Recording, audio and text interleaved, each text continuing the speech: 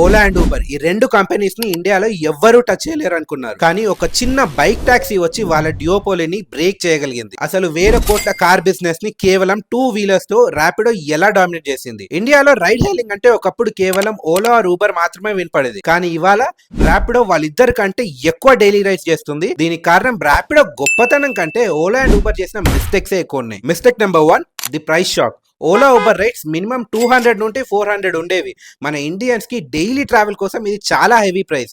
దీనివల్ల common man కి అవి దూరం అయిపోయాయి. Mistake number 2, the loan trap.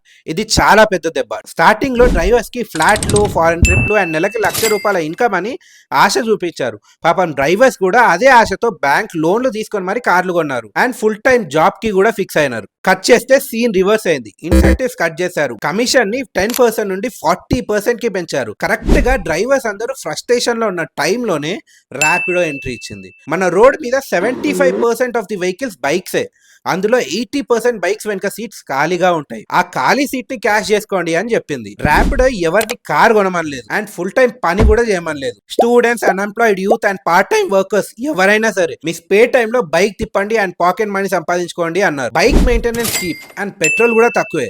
So రోజుకి 200 నుంచి 500 వచ్చినా అది వాళ్ళకి లో రిస్క్ హై ప్రాఫిట్ కిందే లెక్క. అండ్ డ్రైవర్స్ అదే మన క్యాప్టెన్స్ ని హ్యాపీగా ఉంచడానికి ఇన్స్టెంట్ పేమెంట్స్ కూడా తెచ్చారు. మోరల్ ఆఫ్ ది స్టోరీ ఏంటంటే Ola Uber high cost high risk game ఆడితే ర్యాపిడో లో కాస్ట్ హై వాల్యూమ్ గేమ్ ఆడి గెలిచింది. మార్కెట్ లో ఉన్న గ్యాప్ ని, మ్యాన్ పవర్ లో ఉన్న స్పేర్ టైం ని కరెక్ట్ గా కనెక్ట్ చేసింది. ర్యాపిడో వాడిన ఈ బిజినెస్ స్ట్రాటజీ మీకు ఎలా అనిపించింది కమెంట్స్ లో చెప్పండి. ఇలాంటి ఇంట్రెస్టింగ్ కేస్ స్టడీస్ ఇంకా వినాలనుకుంటే do follow the Telugu catalyst.